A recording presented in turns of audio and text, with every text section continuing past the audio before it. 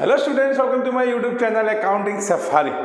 आज हम शुरू कर रहे हैं एक ऐसा चैप्टर जो बच्चों को हमेशा परेशान करता है। इतना लंबा उसका एक फॉर्मेट है, क्यों क्या हो रहा है कुछ समझ ही नहीं आ रहा है ना। तो शब्द का आज हम लेंगे वो है कैश फ्लो स्टेटमेंट। और यकीन मानिए हम सीधी बात करेंगे, नो बकवास, सीधा एग्जैक्ट क्या हो रहा है और क्यों हो रहा है। और बहुत ही प्यारे तरीके से मैं कोशिश करूँगा आपको समझाने की। पूरा वीडियो जरूर देखिए। आपको ये वीडियो देखने के बाद कैश फ्लो स्टेटमेंट में मैं बोलता हूँ कभी कोई प्रॉब्लम नहीं आने वाली है।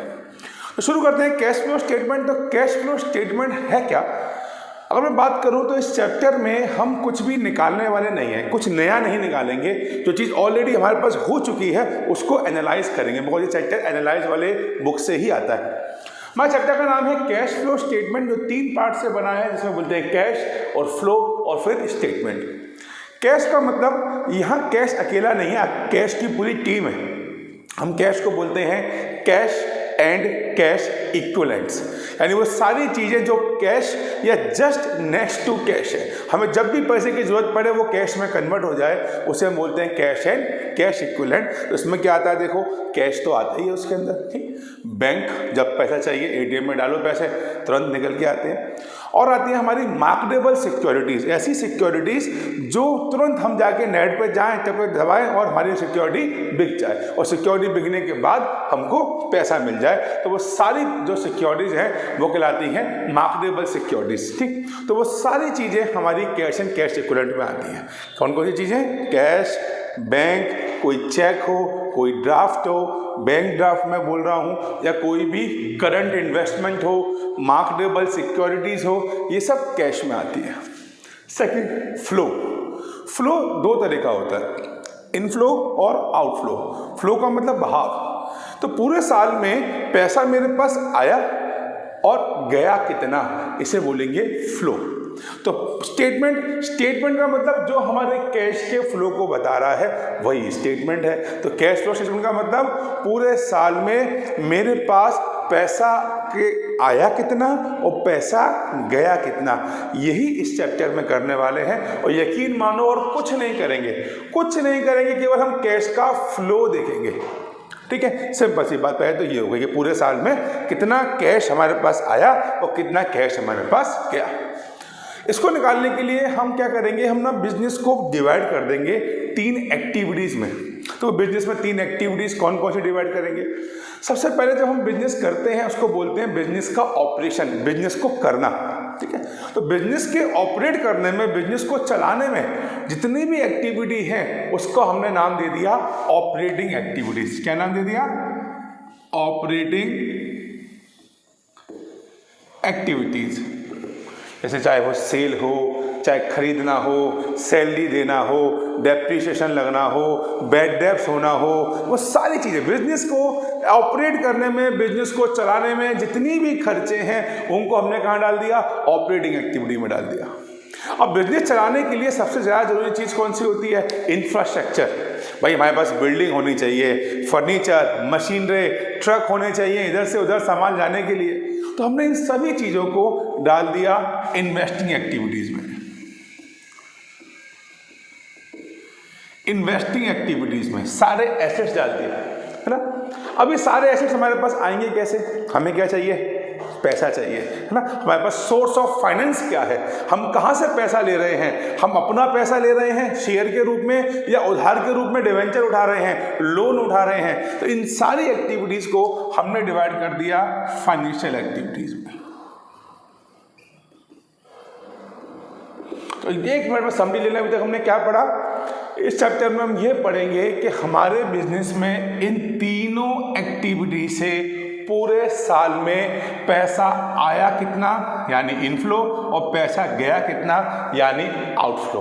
यानी इस चैप्टर में कोई प्रॉफिट निकालना नहीं सीखेंगे, निकला है प्रॉफिट को एनालाइज करेंगे। हमारा मैनेजमेंट जानना चाहता है कि भैया कैश जो तुम लोग अंतर बता रहे हो कि पिछले साल कैश हमारे पास 1 लाख था, अब की बार कैश हमारे पास 1.5 लाख है, तो 50,000 का जो कैश बढ़ा वो कैसे बढ़ा, वो हम इसी चैप्टर में पढ़ेंगे। इसका नाम है कैश फ्लो स्टेटमेंट। और बाकी कोई बात मैं तुमसे करूंगा नहीं, कोई इंट्रोडक्शन वगैरह कुछ नहीं, सीधा आते हैं फॉर्मेट पे, सीधा समझते हैं इसको। क्लियर सभी बच्चे?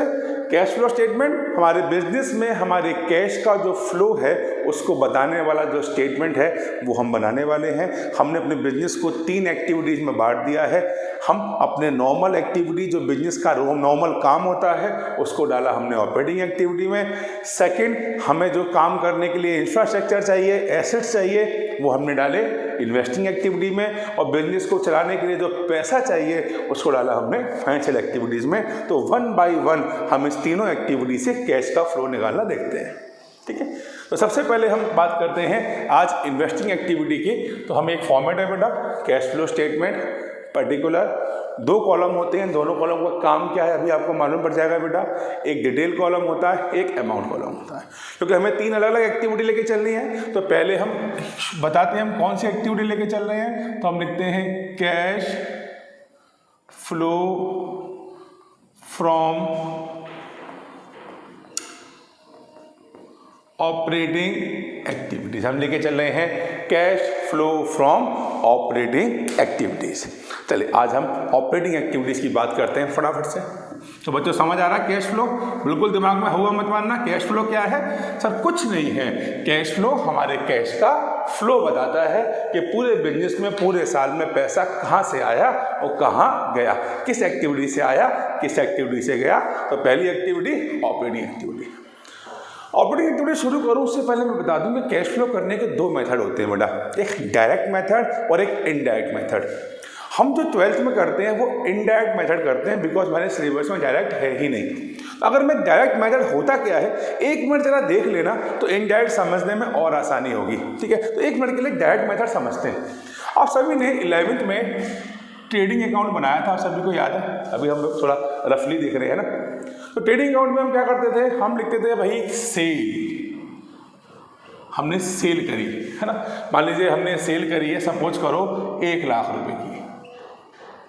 ट्रेडिंग और P&L दोनों की बात करते हैं। चलो डेबिट में हम सेल लिखते थे, फिर हमारे कुछ खर्चे होते थे है ना। क्या खर्चे होते थे सर? एक तो हमारे खर्चे थे COGS, जितने भी ट्रेडिंग अकाउंट के खर्चे थे, मान लीजिए वो खर्चे हमारे हैं 20,000। ठीक है, फिर हम और खर्चे जैसे हमने कहा सर हमने सैलरी पे करी, आपने कहा सर 10,000 हमने सैलरी पे करी। ठीक है, आपने कहा सर हमने सपोज करो एडवर्टीजमेंट के लिए पेमेंट किया, सर ये किया 15,000 रुपये। ठीक है, हमने सर सपोज करो हमारे कोई खर्चा और मान लेते हैं प्रिंटिंग स्टेशनरी, तो आपने कहा सर प्रिंटिंग एंड स्टेशनरी का खर्चा हो गया सपोज करो 5,000। हमने इंटरेस्ट ऑन लोन दिया 5,000, और आपने कहा सर हमने सपोज करो डेप्रीशिएशन हमारा चार्ज हुआ 10,000। तो लास्ट में मेरे पास कितना प्रॉफिट बचा? अगर हम देखें तो कितना प्रॉफिट बचा सर? 1 लाख में से हमने खर्चा कितना कर दिया? 20 और 10 30, 30 और 20 50, 60 65,000 खर्च कर दिया। तो सर 35,000 मेरे पास प्रॉफिट बचा। 35 बचा, टोटल कर लेंगे दोबारा से 10 15 20 और 10 30 35 45 55 हो रहे, ये क्या हो गया? 20 10 30 40 45 50 50 और देखिए बिल्कुल सही है सर, 35,000 हमें नेट प्रॉफिट हुआ। अगर मैं बात करूं मेरा कैश का फ्लो कौन सी एक्टिविटी से? ऑपरेटिंग एक्टिविटी से।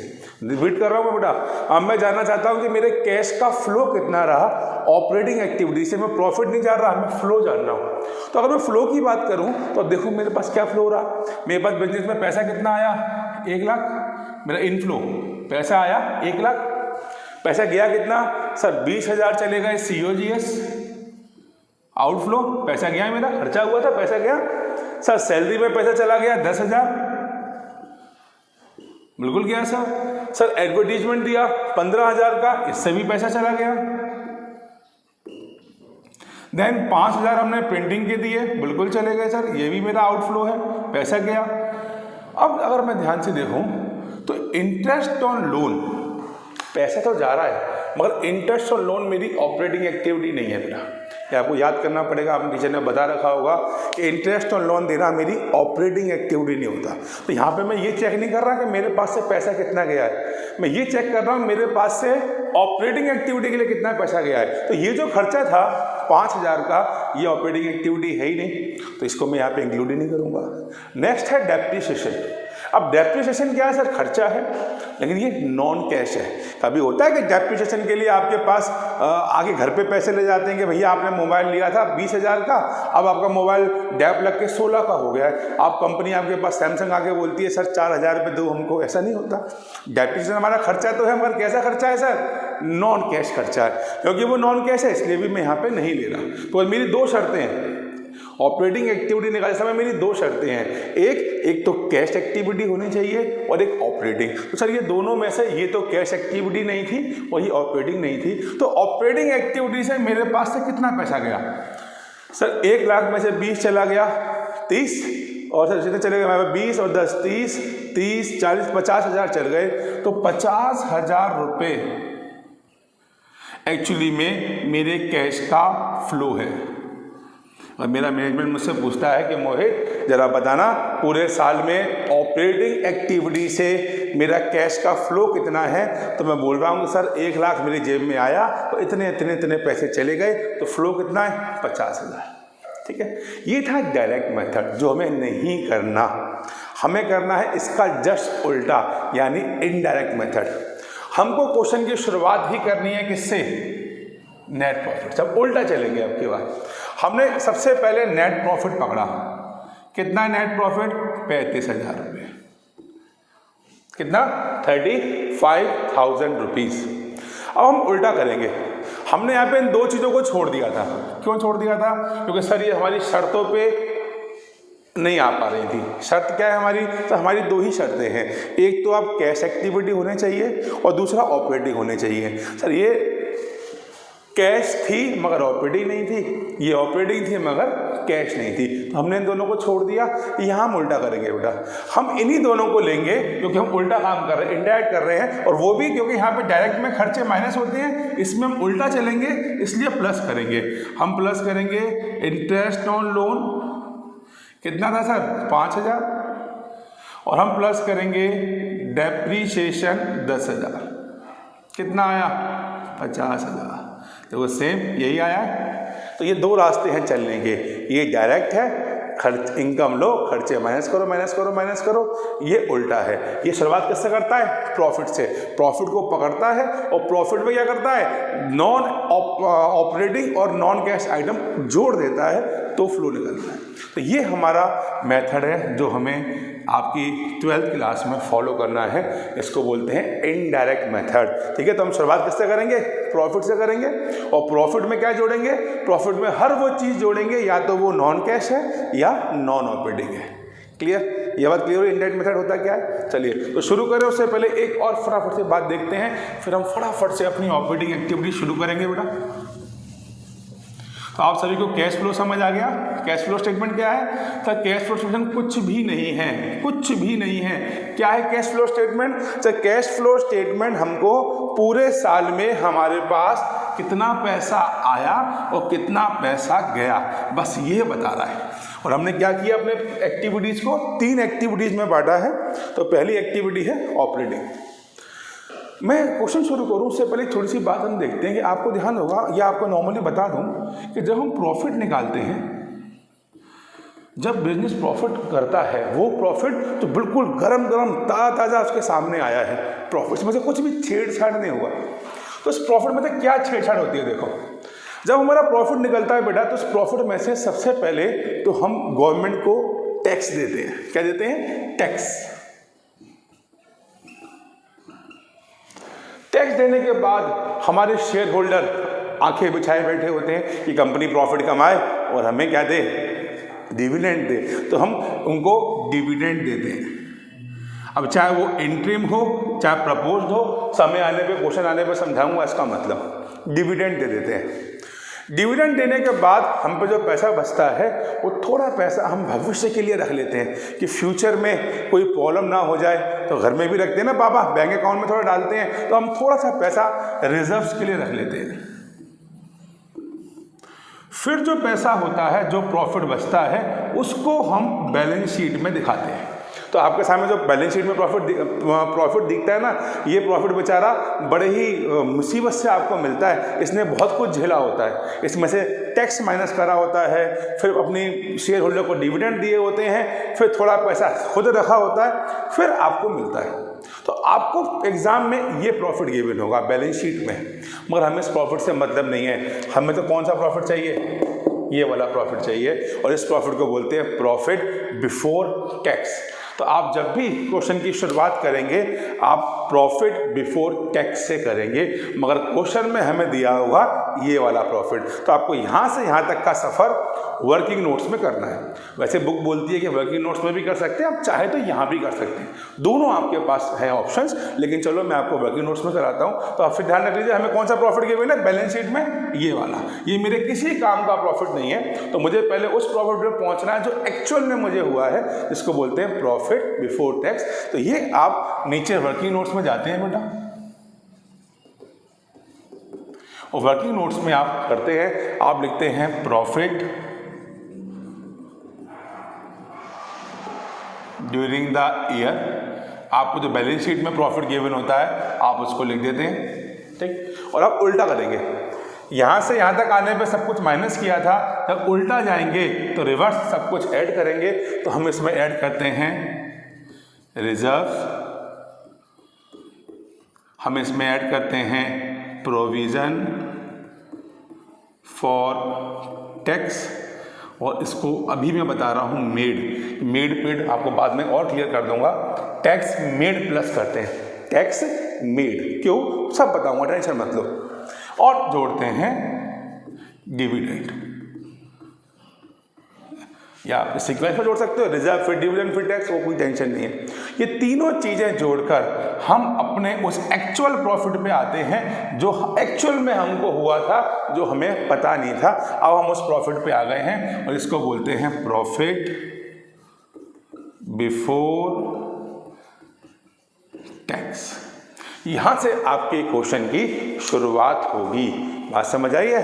तो आपको ये चीज़ बैलेंस शीट में जो गिवन होगी आपको वर्किंग नोट्स में करनी है। जैसे जैसे चैप्टर में हम आगे बढ़ेंगे मैं आपको सब बताऊंगा ये चीज़ें कहाँ मिलती हैं। आपकी आंखें सीधा वहीं पर जाएं और वहाँ से उसको उठा लें, इधर उधर घूमने की जरूरत ही नहीं, ठीक है। तो सबसे पहला पॉइंट, हमें प्रॉफिट गिवन होगा, वो प्रॉफिट हमारा नहीं है, वो तो बेचारा बड़ी मुश्किलों से काट झाड़ के हमें दिया गया है। तो हमें कौन सा प्रॉफिट चाहिए, नॉर्मल प्रॉफिट। तो आप वर्किंग नोट्स में जाएंगे, आपको इन तीनों चीज़ों में से तीनों चीज़ें या कोई एक या कोई दो गिवन होंगी, आप वर्किंग नोट्स में इनको ऐड करेंगे। क्या ऐड करेंगे, रिजर्व, टैक्स मेड और डिविडेंड। क्यों करेंगे मैंने आपको बता दिया है, और इसका और भी रीजन है। और रीजन क्या है कि डिविडेंड हमारी ऑपरेटिंग एक्टिविटी नहीं होती, ये समझ लो, इसलिए प्लस करते हैं। इसका दूसरा रीजन ये भी है।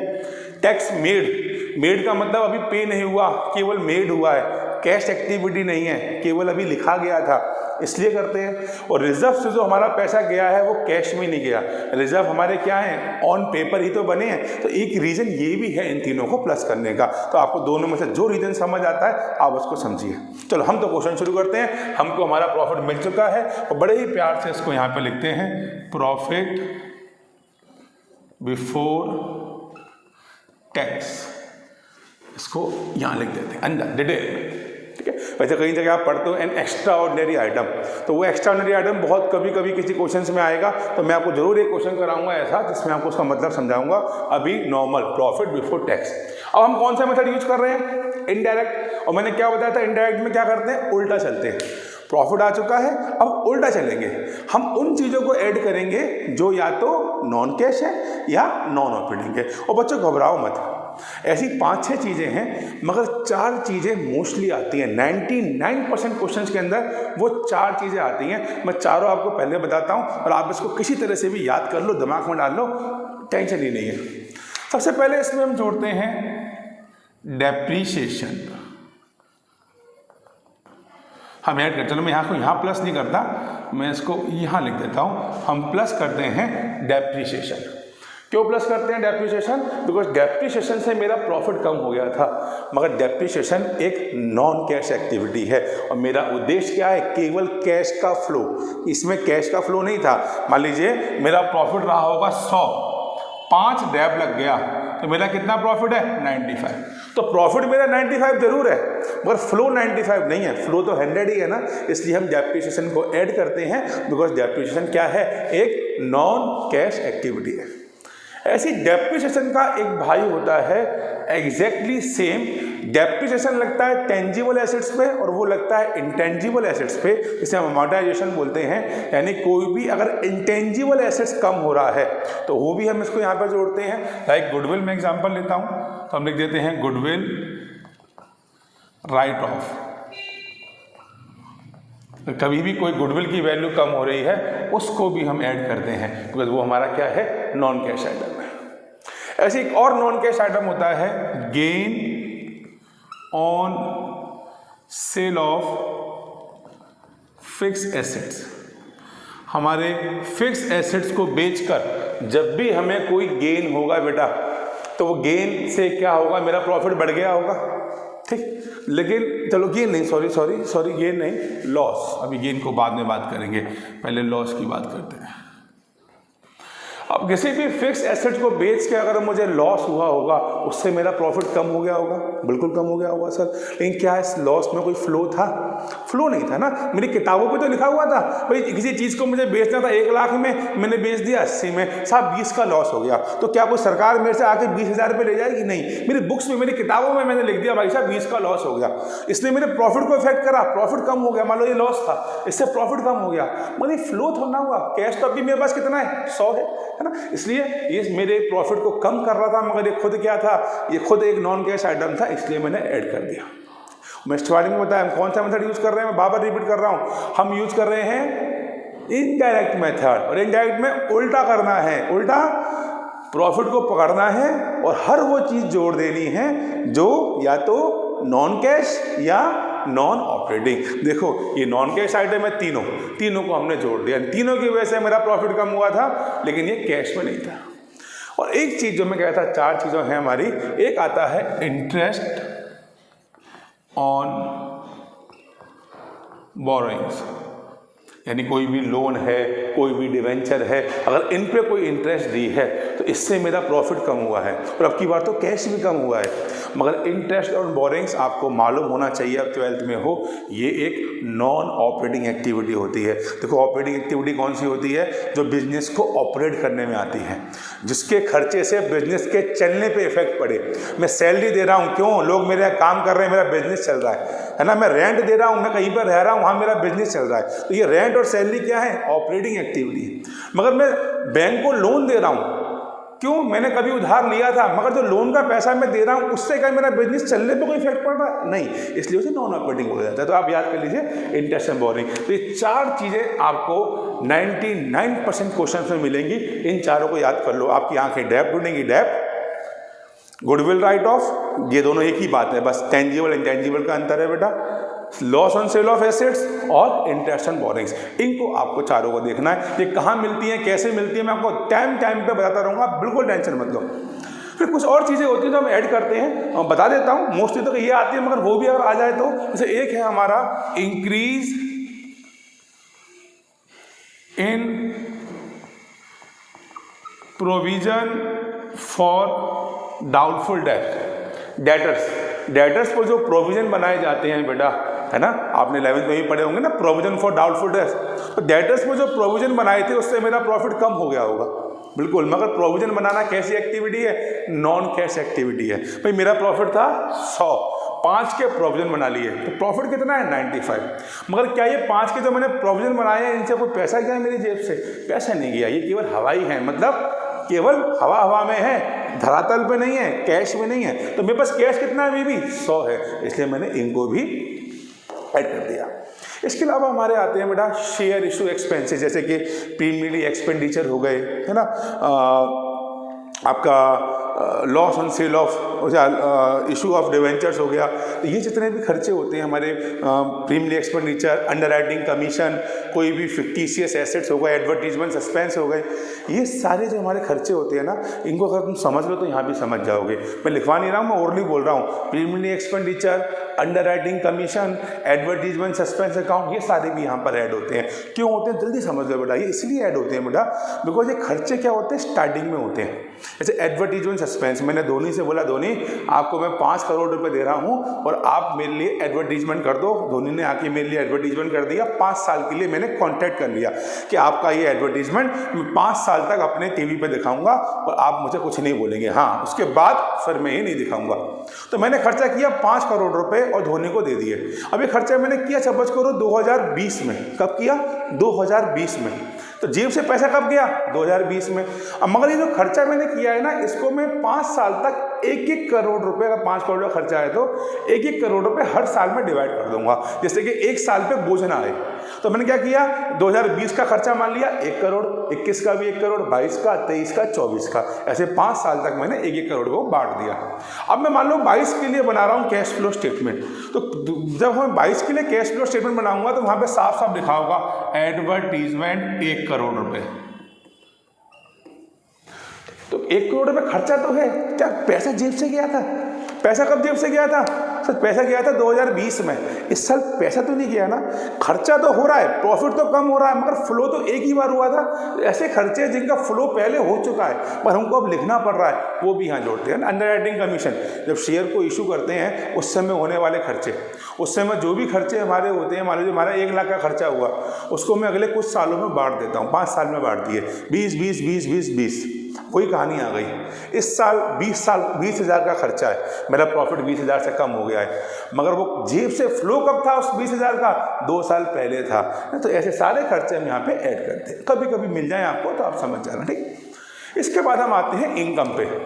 एक बात दिमाग को बता दो कि बिजनेस की एक और सिर्फ एक ही इनकम है, वो है सेल। सेल के अलावा हमारी कोई इनकम है ही नहीं। इसलिए अगर हमारी कोई और इनकम हमें मिल जाती है तो वो 100% नॉन ऑपरेटिंग है। तो आपको अगर कोई भी इनकम क्वेश्चन में दे रखी है जो हमें हुई है तो आप समझ जाना वो ऑपरेटिंग हो ही नहीं सकती, क्योंकि ऑपरेटिंग इनकम तो केवल एक होती है, कौन सी?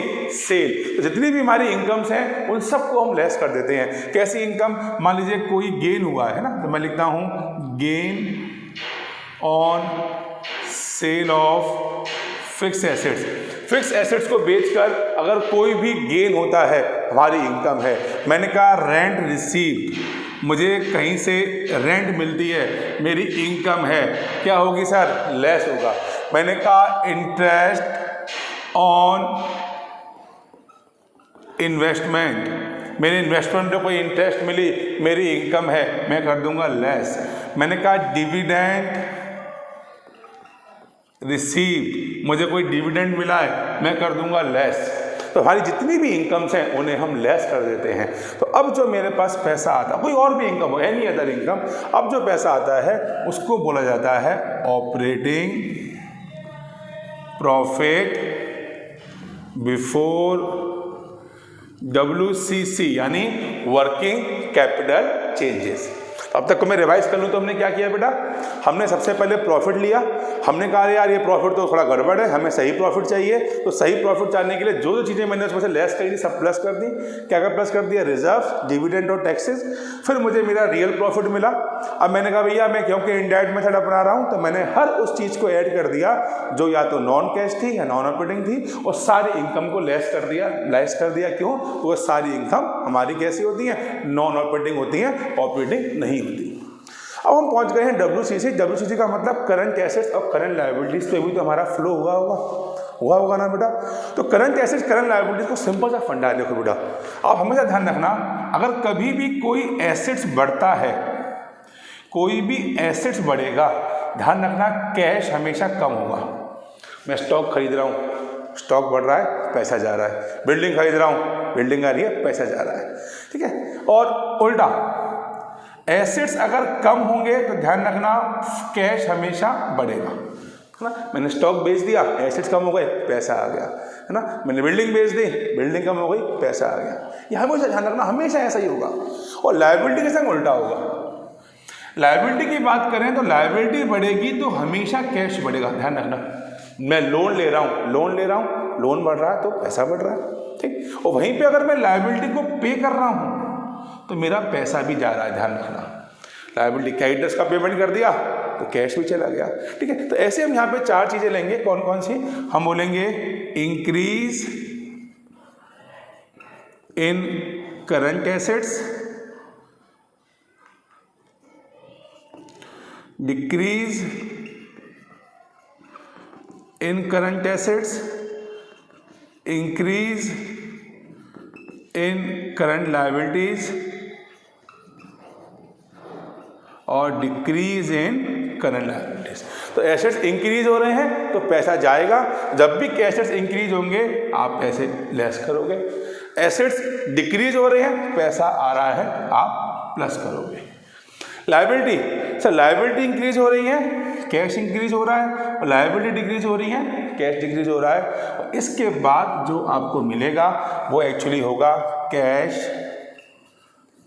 Generated from operation. आपको मालूम पड़ेगा कि आपने अपनी ऑपरेशन से यानी अपनी ऑपरेटिंग एक्टिविटी से कुल कितना पैसा लिया। अब बस एक बात रह गई है बेटा, वो है गवर्नमेंट।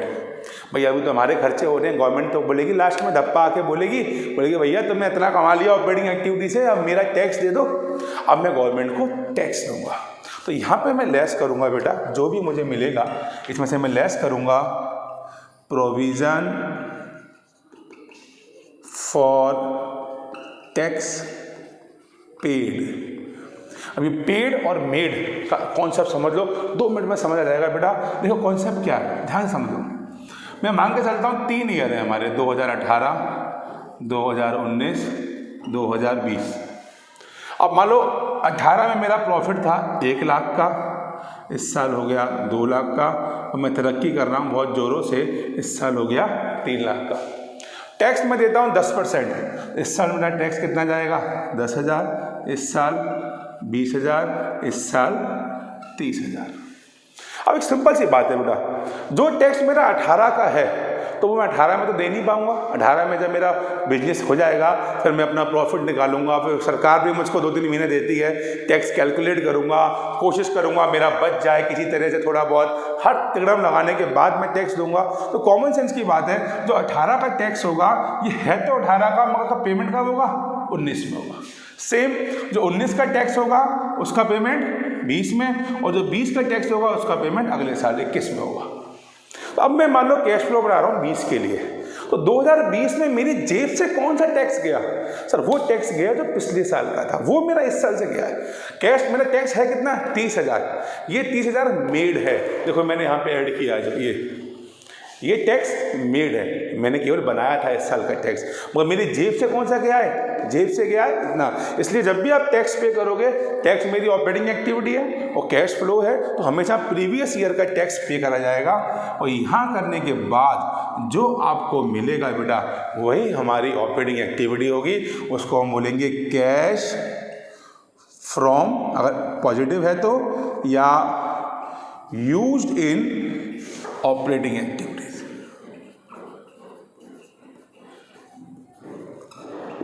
ऑपरेटिंग एक्टिविटीज, और जो आएगा वो इस लास्ट वाले कॉलम में जो आपने बना रखा है बेटा, इसको यहाँ पे आप दिखा देंगे। तो ऑपरेटिंग लेंदी है, नो डाउट लेंदी है, मगर आप 2-3 बार प्रैक्टिस करेंगे, ठीक है। तो मैं 1 मिनट में पूरा रिवाइज कर दूँ। ऑपरेटिंग एक्टिविटी शुरुआत किससे करेंगे? प्रॉफिट से। क्यों? हम इनडायरेक्ट मेथड कर रहे हैं। हमने प्रॉफिट देखा मगर वो प्रॉफिट सही नहीं था, हमें चाहिए था एक्चुअल प्रॉफिट। उसके लिए हमने उनका एडजस्टमेंट किया। एडजस्टमेंट कैसे किया? इन तीनों चीज़ों को जो लेस हो गई थी, इन तीनों को जोड़कर अब मुझे अपना रियल प्रॉफिट मिला। क्योंकि मैं इनडायरेक्ट मेथड कर रहा हूँ तो मैंने इस प्रॉफिट में वो उल्टा चला। मैंने क्या किया? मैंने वो सारे खर्चे और सारे लॉसेस जोड़ दिए जो या तो नॉन ऑपरेटिंग थे या नॉन कैश थे, और सारी इनकम माइनस कर दी, बिकॉज मेरी इनकम ऑपरेटिंग होती ही नहीं है। उससे जो मुझे प्रॉफिट मिला, जिसको मैंने बोला operating profit before working capital changes. फिर मैंने अपने करंट एसेट्स करंट लायबिलिटी से देखा कि एसेट्स में कितना फ्लो हुआ, पैसा आया या गया। उस फ्लो के बाद मुझे मालूम पड़ गया मैंने कुल कितना पैसा जनरेट किया है, और फिर मैंने गवर्नमेंट को टैक्स दिया, तो जो निकल के आया उसे बोला cash flow from operating activity. तो आज की वीडियो में हम इतना ही देखेंगे, बिकॉज वीडियो काफ़ी लंबी होने वाली है क्योंकि एक्टिविटीज़ काफ़ी हैं। तो जस्ट नेक्स्ट वीडियो जो मैं देने वाला हूँ वो इसके आगे से समझ लो, यहाँ पे टू बी कंटिन्यू समझ लो, और हम आगे इसको देखेंगे बहुत जल्दी। तो जल्दी से समझ लीजिए और मेरी नेक्स्ट वीडियो पे आ जाइए बची हुई एक्टिविटीज़ देखने के लिए।